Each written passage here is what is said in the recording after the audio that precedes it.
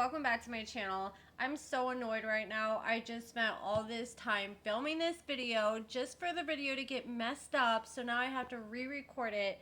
So I want to talk about Jasmin and Gino in this last episode of 90 Day Fiance Happily Ever After. So it starts off with Gino, and he is at the Stratosphere in Las Vegas with Natalie, which is the same place that Cole proposed to Larissa at. Which is kind of interesting because Gino's girl Natalie kind of looks like a mixture of Larissa and Natalie the Octomom. Like somebody said she looks like Octomom, and now I cannot unsee it. But anyways, they're sitting there having their little date night, and Gino was like, well, what was your first thoughts when you saw me walk up to you at the airport? And she really had to sit back and think about that one for a moment. Like, I can tell that Natalie is not attracted to Gino. That's just what it seems like to me. I just think she's one of those girls that have been with bad boys, that have been little hotties all her life. So now she's like, okay, let me try like a nerdy, nice guy and not go so much for the looks and just go for his personality and see how that works out for me. So she's like, yeah, I liked your smile. And he's like, yeah, did you think I was hot?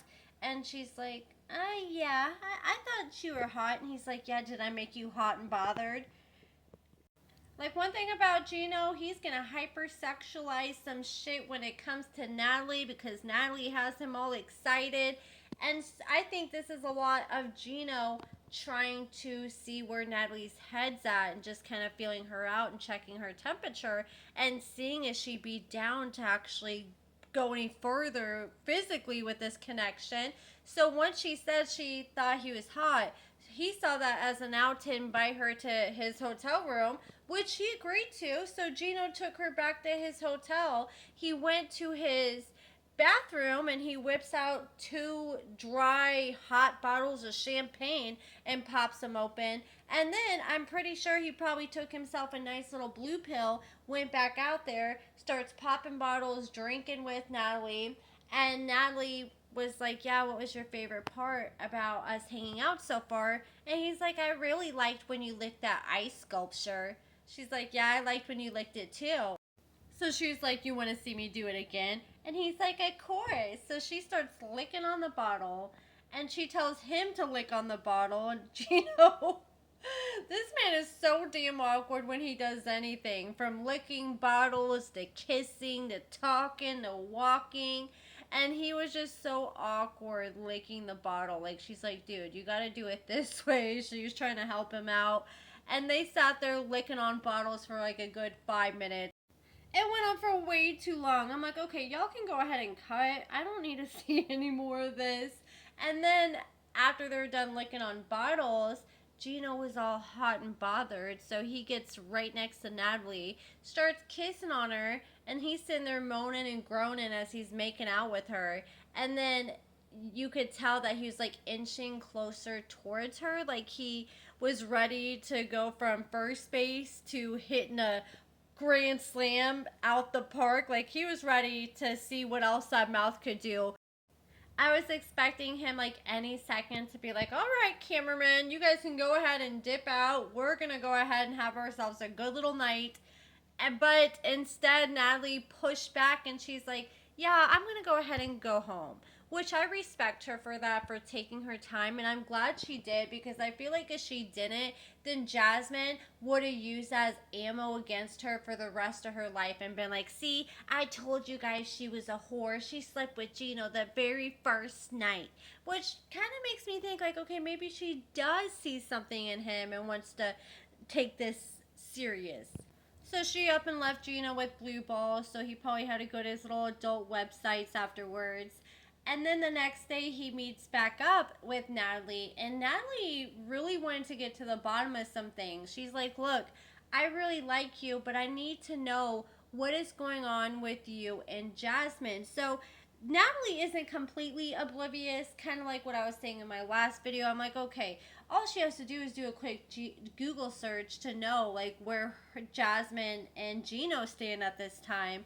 And so she asked Gino, where do you stand with Jasmin? And he's like, well, I'm in an open marriage. Which she was like, wait a minute, open marriage? So are you still with Jasmin? Do you want to get back with Jasmin? And he didn't know what to say to that, which was a major red flag right there.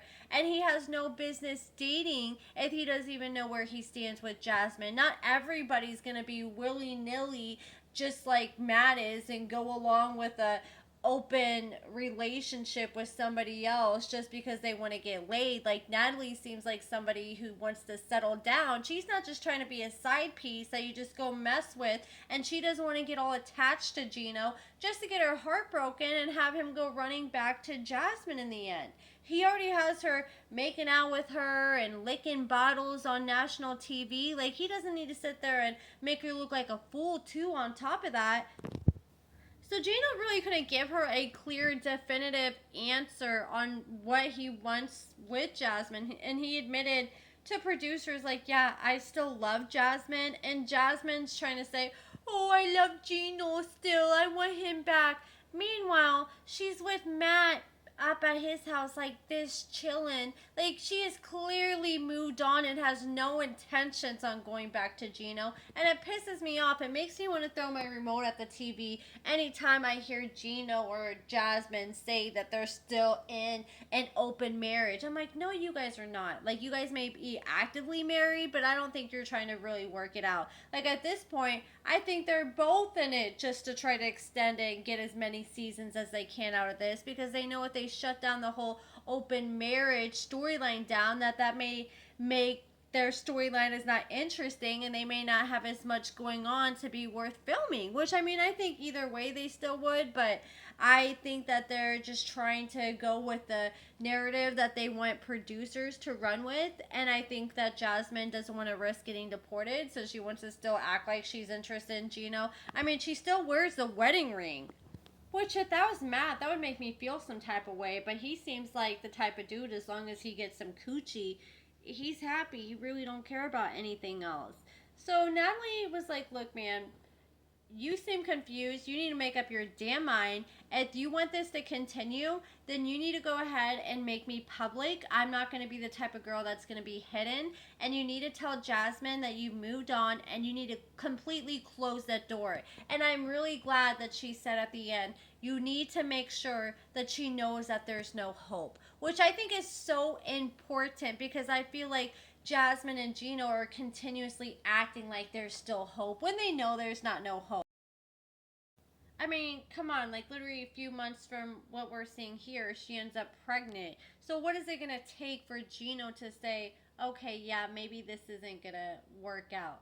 And it's just a waste of time for Natalie, for him to be wasting her time when he's not even sure what he wants at the end of the day, because Natalie's way too pretty to be sitting here and fighting over a man and being with a man that still has feelings for his ex like Gino does. Like, I thought that him going out with Natalie and getting along with her so much, like, the man is smiling and laughing, and I have not seen Gino smile and laugh since before he met Jasmin for the first time. Like, when we first met him on his first season, when he was living at home, eating TV dinners, like when he was going to restaurants and tipping waitresses and getting cussed the hell out, like right before then, that was like the last time I remember hearing like genuine laugh and Gino just having a good time outside of like hanging out with people and getting drunk on the last resort. But that's the last time I remember him like happy in life while he was with Jasmin. And then after that, him and Jasmin just looked like they had the life sucked out of them.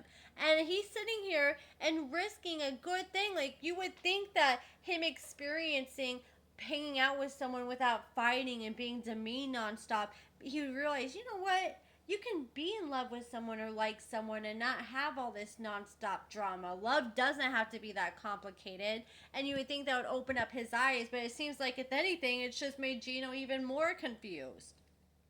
So Natalie told Gino she's going to give him some time to think about things. And then we see Jasmin meet up with Gino's, I'm trying to get the family member right. I think it's Gino's brother's wife or Gino's cousin's wife.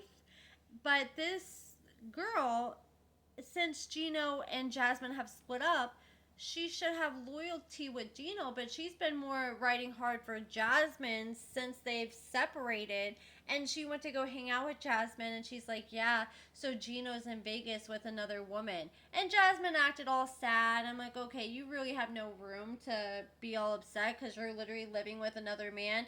And some tea that was spilled is Gino revealed because Jasmin was trying to say, oh, yeah, so I went to the gym with Matt and then we hung out, and it was only supposed to be 2 hours when we hang out and have sex, but since I went to the gym that day, it ended up being longer and Gino kicked me out. But we learned from Gino that there's more to the story. He said she ended up being gone all day, and when I texted her to see what was going on, she got all mad and said that she wasn't going to come home that night, and she didn't come home that night, so I threw her out, which is understandable because this 2 hours of hanging out turned into a slumber party all of a sudden, and it's clear that she's gonna be hanging out with Matt out of all people for the night, and that is just crossing the boundary. So I can see where Gino got upset there.